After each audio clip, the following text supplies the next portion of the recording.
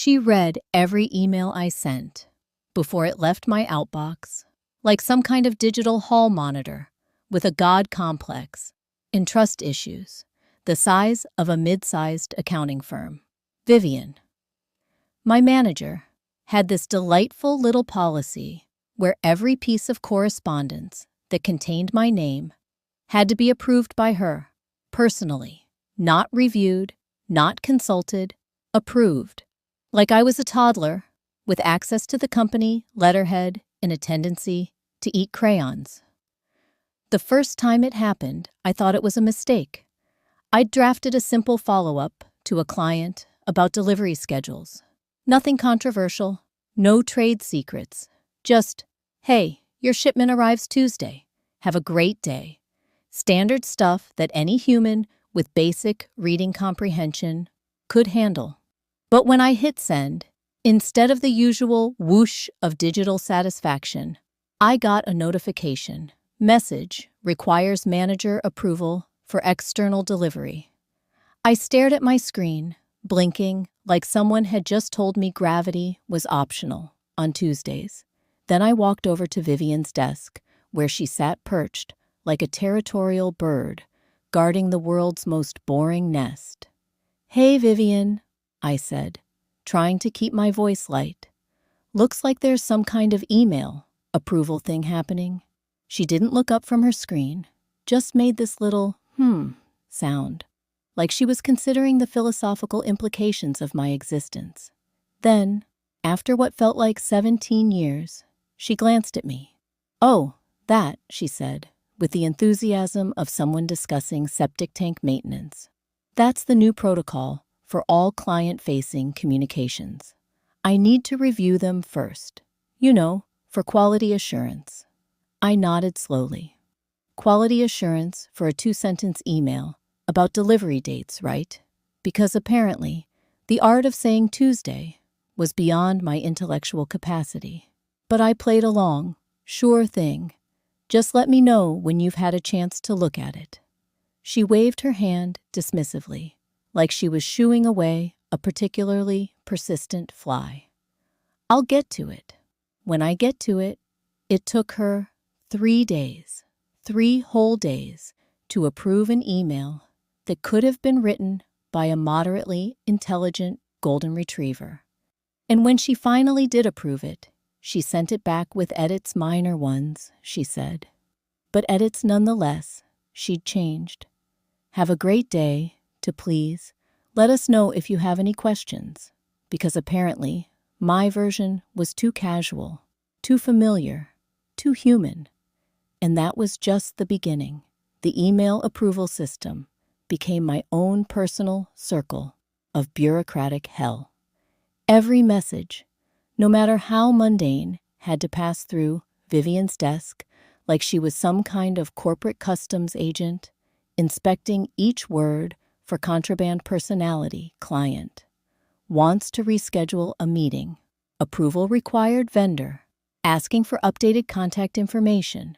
Approval required internal team member, requesting clarification on a project timeline. Approval required colleague from another department asking about lunch plans. Apparently, that required approval too, because God forbid someone discovered I had the audacity to eat food with other humans during designated break periods. And the delays, my God, the delays, what should have been instant communications, turned into multi-day sagas.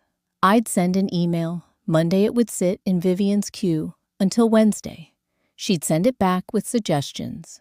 Thursday, I'd make her changes, resubmit Friday, and maybe, just maybe it would go out the following Monday, by which point the original issue had usually resolved itself or evolved into 3 new problems that required their own separate approval cycles. It was like trying to have a conversation through a series of notes passed between prison cells, except the warden had a liberal arts degree and an opinion about everything. Meanwhile, clients started asking questions. Why did it take a week to confirm a meeting time? Why were our responses always so formal and stilted?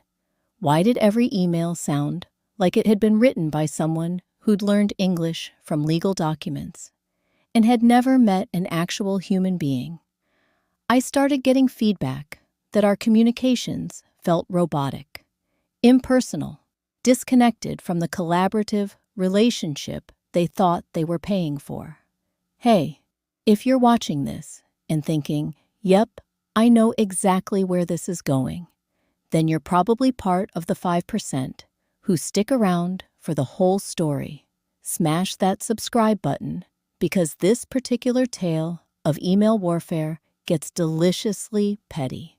And trust me, you'll want to see how far one person will go when they realize their manager just handed them the keys to their own destruction.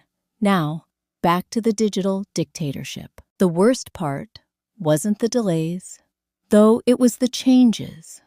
Oh, the changes.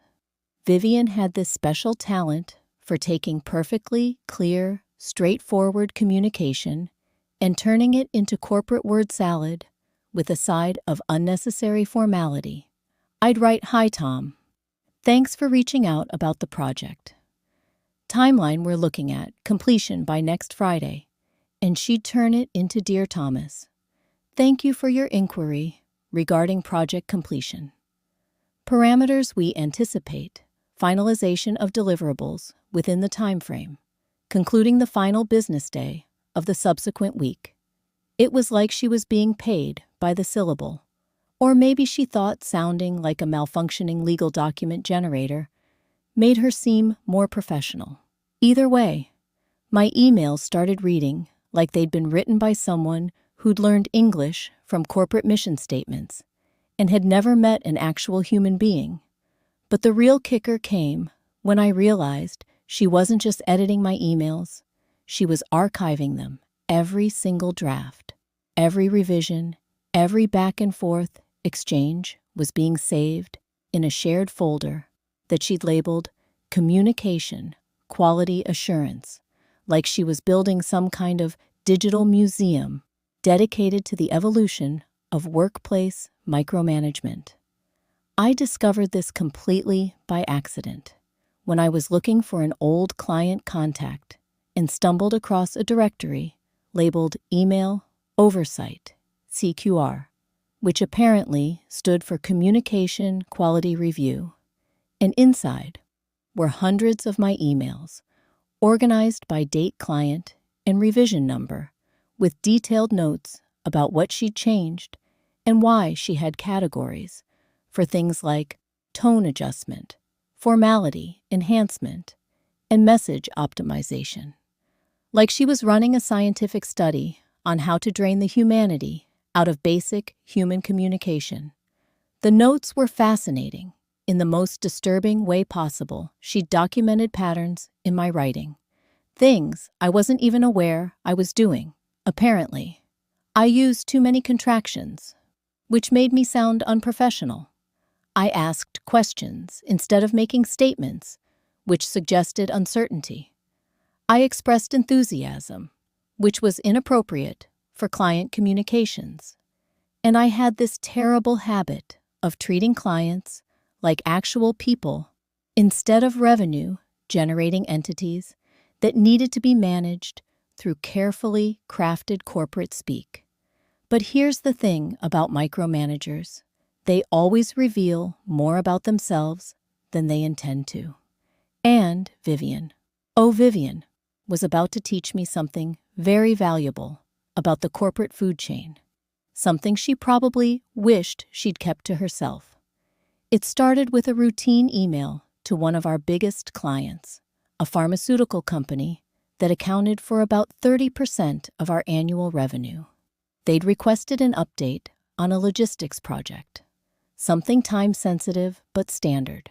They needed to know whether their shipment would arrive on schedule because they had their own deadlines to meet manufacturing windows, production schedules, the kind of thing where a day's delay could cost them hundreds of thousands in missed opportunities. I drafted the email, clear, concise, professional, and sent it off to Vivian for her ritual dismantling. But this time, something different happened. Instead of her usual 3-day pondering period, followed by a complete rewrite, I got a response within 15 minutes, and not just any response, a panicked one. "We need to talk about this email immediately. Please come to my office now." The urgency in her message was so out of character. It was like getting a text from your grandmother asking about cryptocurrency markets. I walked over to her office and found her staring at her computer screen with the expression of someone who'd just realized they'd been using the wrong name at parent-teacher conferences. For 6 months, she looked up at me, her face pale. "What exactly did you say in that client email?" I pulled up the draft on my phone. "Nothing crazy. Just confirmed the delivery schedule and mentioned that we're tracking ahead of their original timeline. Standard project update stuff." Her eyes widened. "You mentioned tracking ahead of schedule," she repeated, like I just confessed to embezzling pension funds. "Yeah, they asked for a status update, and we're actually doing better than projected." I thought they'd want to know that would be good news, right? Clients usually appreciate efficiency. Vivian's face went through several color changes, none of them healthy looking. "You can't tell them we're ahead of schedule," she said, her voice dropping to a whisper, like we were discussing state secrets. "Why not?" I asked, genuinely confused. "If we're performing better than expected, shouldn't they be happy about that? Doesn't that reflect well on our capabilities and their investment in our services?" She stood up, started pacing behind her desk like a caged animal, processing an existential crisis. "Because," she said, finally, "if they know we're ahead of schedule, they'll start asking questions about why we quoted them. The original timeline. They'll want to renegotiate terms, maybe ask for cost reductions or faster delivery on future projects. They might even demand refunds for work they paid for that we completed faster than estimated." And that's when it hit me, like a brick made of corporate corruption and poorly concealed fraud. Vivian wasn't micromanaging my emails to maintain quality control. She was censoring them to hide the fact that we were systematically overcharging clients and padding project timelines to maximize profit margins. My innocent little status update had almost exposed a company-wide scheme to inflate billing hours and extend project deadlines for pure profit. And Vivian, she was the gatekeeper, making sure no one accidentally told the truth. I stared at her as the implications sank in. "So you want me to lie to them?" I asked, my voice carefully neutral. "Not lie," she said quickly. "Just don't volunteer information. They don't specifically request if they ask direct questions about timeline efficiency. We'll address it then, but there's no need to proactively share details that might complicate the relationship. We call it strategic communication management." She was actually trying to rebrand fraud as a communication strategy, like calling embezzlement creative accounting or calling theft unauthorized resource reallocation. I nodded slowly, like I was processing her logic instead of planning her professional destruction. "Okay," I said. "I understand. I'll revise the email to be more general." She looked relieved. "Good. Yes, just keep it simple. Confirmation of delivery dates. Nothing about performance, metrics, or schedule optimization, and definitely nothing about completing work faster than quoted. That kind of information can be misinterpreted." I walked back to my desk with a smile that probably looked pleasant enough from a distance, but felt sharp enough to cut glass. Because Vivian had just made a critical error. She'd let me see behind the curtain, and now I knew exactly why she was so paranoid about every word that left our department. She wasn't protecting the company's professional image. She was protecting a profit scheme that could probably land several people in legal hot water if the wrong person found out about it. And the beautiful irony, she just handed me the perfect weapon to destroy her, all wrapped up in her own paranoid control system. That night, I went home and did what any reasonable person would do when they discover their boss is running a billing scam. I researched. I pulled up every client email I'd sent over the past 6 months, every revision Vivian had made, every timeline estimate we'd provided versus actual delivery dates. And then I cross-referenced those with our internal project management system, the one that tracked actual hours, worked actual resources, used actual completion dates. The pattern was stunning. We consistently delivered projects 15 to 20% faster than quoted. But our invoicing always reflected the original inflated timeline. Estimates clients were paying for weeks of work that never happened, paying for resources that were never used, paying for time that was never spent. It was brilliant in the most morally bankrupt way possible, but it was also fragile, entirely dependent on information control. And Vivian had just put me in charge of the information. I dug deeper, started looking at other team members' communications, and found the same pattern of editorial interference. Everyone's emails were being scrubbed of any reference to efficiency ahead of scheduled delivery or resource optimization. Anyone who mentioned completing work faster than estimated found their emails rewritten to remove those details. Anyone who tried to give clients accurate timelines found their messages delayed until the information became irrelevant. It wasn't just my communication being controlled. It was systematic department-wide information suppression designed to keep clients in the dark about our actual capabilities. And here's where it gets interesting, because while I was digging through project files, trying to map the scope of this billing irregularity, I stumbled across something even more fascinating: the email directory. Our client communication logs are stored in a shared drive that automatically archives copies of all external correspondence. And guess who has access to that drive?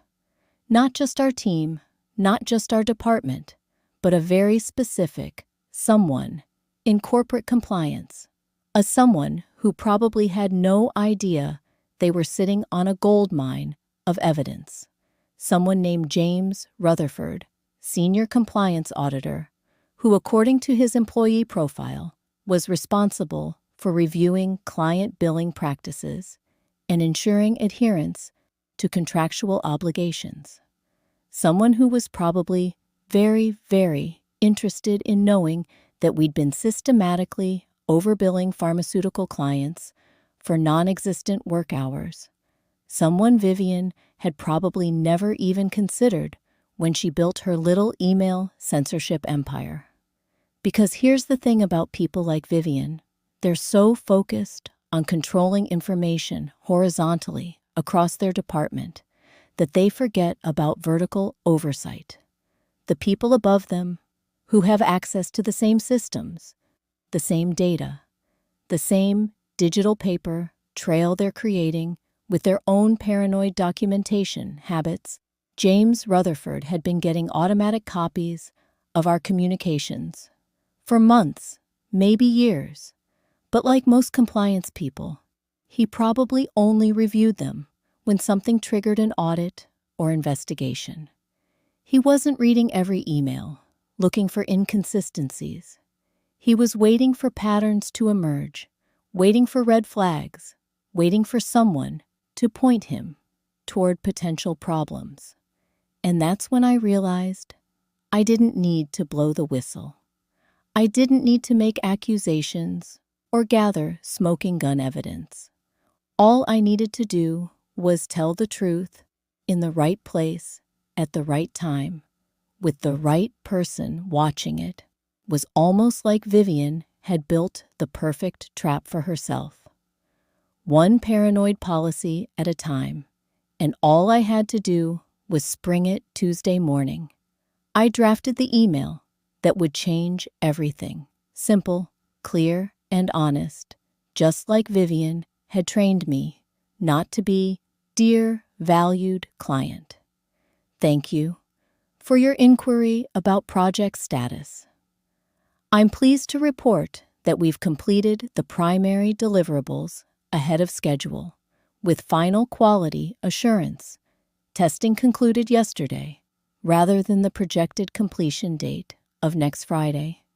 This accelerated timeline reflects our team's commitment to efficiency and means we're now positioned to begin the next phase of development earlier than originally estimated. Our actual delivery timeframe represents a 20% improvement over initial estimates, which we believe demonstrates our growing expertise in this type of project implementation. Please let me know if you'd like to discuss adjusting future project timelines based on our demonstrated delivery capabilities, or if you have questions about how this enhanced efficiency might impact your upcoming initiatives. I look forward to your response. It was perfect, factual, professional, and absolutely devastating because it contained every single piece of information Vivian had spent months trying to suppress. Delivered efficiency, timeline, optimization, improved capabilities, and a direct invitation for the client to reconsider future billing arrangements. But here's the thing that made it truly beautiful. I didn't send it to just the client. I CC'd James Rutherford, Senior Compliance Auditor, on what appeared to be a routine project update. One little addition to the recipient list that would probably look like an administrative courtesy to anyone who didn't know better, but would definitely catch the attention of someone whose job it was to notice discrepancies between project delivery and billing practices, and just to make sure the message was crystal clear. I added a subject line that any compliance officer would find interesting. Project completion ahead of schedule. Efficiency metrics for client review. I hit send at exactly 9:15 a.m., right after Vivian's usual coffee break, when she'd be settling in for her morning email review routine. But by the time she saw it, it would already be in James Rutherford's inbox, archived in the compliance directory, and CC'd to a client who was about to start asking very uncomfortable questions about why they'd been quoted 3 weeks for a project we completed in 10 days. My phone buzzed 23 minutes later. Vivian's extension urgent. Please come to my office immediately. I walked over with the calm satisfaction of someone who'd just played chess while their opponent was still trying to figure out checkers. She was standing behind her desk, holding a printed copy of my email, like it was evidence in a murder trial. "What is this?" she asked, her voice tight with barely controlled panic. "An email," I replied, sitting down in the chair across from her desk, with the leisure of someone who no longer feared her approval. "I sent a project update to the client. Like you asked." She looked at the paper again, then at me, then back at the paper. "You CC'd James Rutherford. Why would you CC compliance on a routine client update without clearing it with me first?" I shrugged. Seemed appropriate, since it involves delivery timelines and billing efficiency. I figured he'd want to know that we're exceeding performance metrics and providing better value than originally estimated. "You figured wrong," she said, her voice rising slightly. "You don't CC compliance without clearing it with me first. That's not protocol.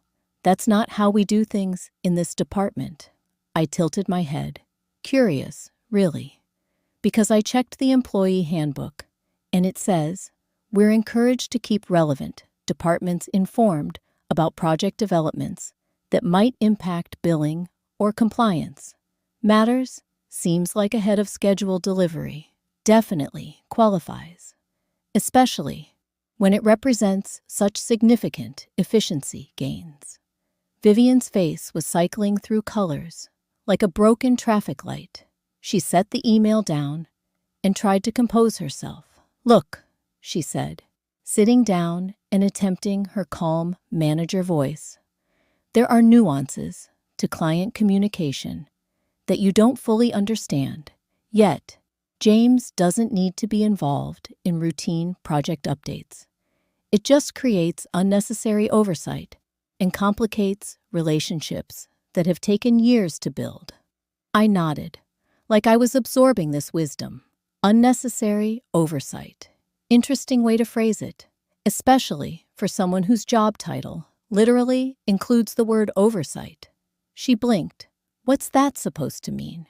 "Just that it's funny how oversight becomes unnecessary right around the time someone might notice that we consistently deliver faster than we bill for." I said it casually, conversationally, like we were discussing the weather or lunch plans. But I watched her face change, watched the exact moment she realized I wasn't just an overeager employee making rookie mistakes.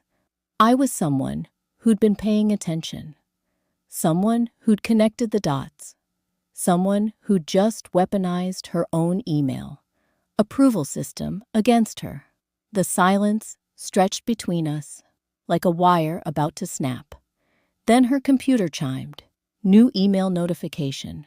We both looked at the screen and saw James Rutherford's name in her inbox. Subject line: follow-up questions regarding client project timeline, efficiency metrics. The email she'd been dreading for months had just arrived, and there was absolutely nothing she could do to stop it, because I'd already sent the truth. And the truth doesn't require approval. It just requires the right audience. Vivian opened the email with shaking hands, and I watched her read James' very polite, very professional inquiry about the discrepancy between quoted project timelines and actual delivery schedules.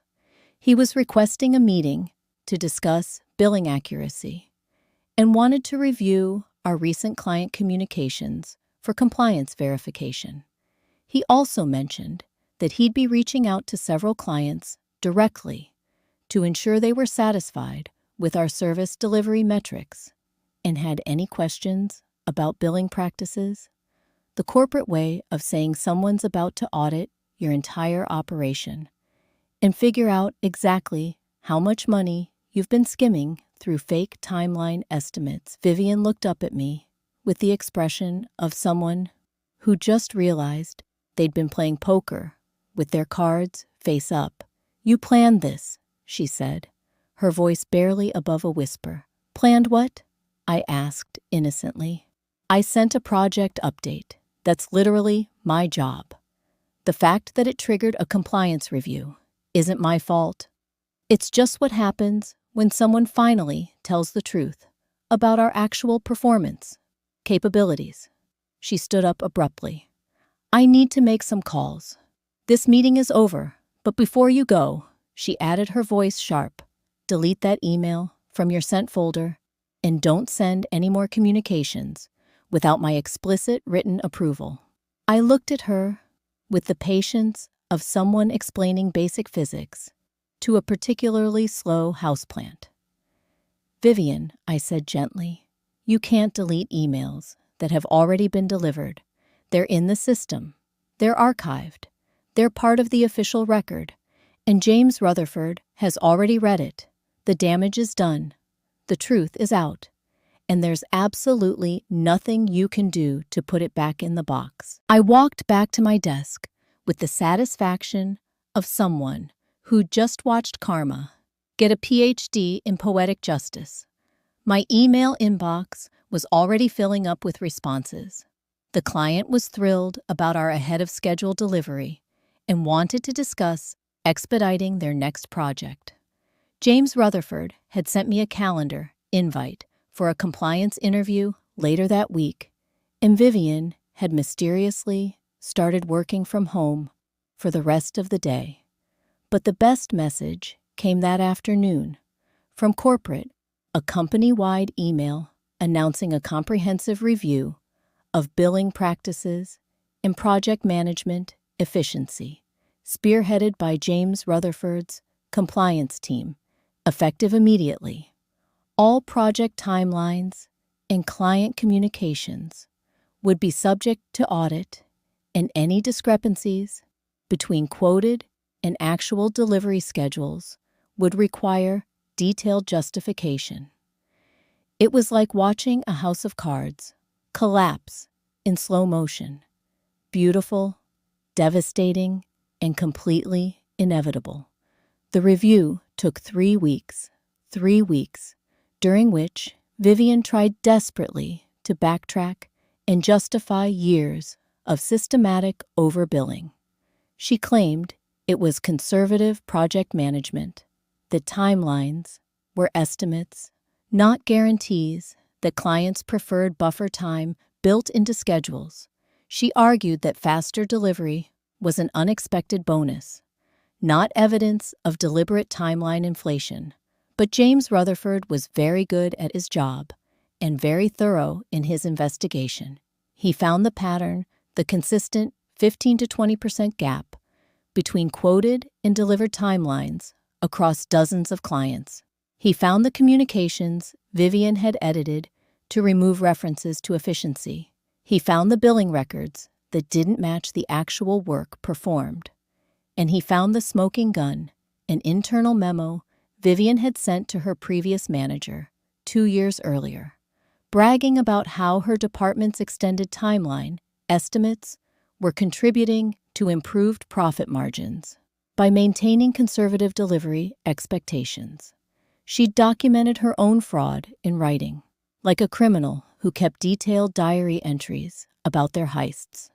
The final report was devastating. Billing irregularities, totaling over $2 million across 18 months, systematic misrepresentation of project timelines, failure to maintain accurate client communications, and deliberate concealment of delivery efficiency metrics. Vivian was terminated immediately, facing potential legal action and banned from working in project management at any company that did business with our clients. James Rutherford was promoted to Director of Compliance with expanded authority over billing practices and project oversight. And me, I was transferred to a new department with a manager who believed in radical concepts like honesty, accuracy, and trusting employees to communicate without editorial supervision. My new boss actually encouraged transparency with clients, praised efficiency improvements, and had this wild idea that delivering ahead of schedule was something to celebrate rather than hide. The irony was delicious. Vivian's paranoid control over every email had created the perfect paper trail of her own corruption, and her insistence on approving all client communications meant she couldn't claim ignorance when the investigation revealed her systematic deception. She'd built her own trap, one perfectly crafted email at a time, and all I had to do was tell the truth to the right person at the right moment. Sometimes the best revenge isn't elaborate planning or complex schemes. Sometimes it's just sending one honest email to someone who actually cares about honesty. Vivian taught me that micromanagers always think they're protecting themselves, but really, they're just building bigger targets. And when someone finally takes aim, all that control becomes evidence. Thanks for sticking around. You beautiful rebels against corporate nonsense, hit that subscribe button, and let's keep watching middle management crumble under the weight of their own paranoia. Until next time, remember, every email is a potential weapon. You just need to know who to CC.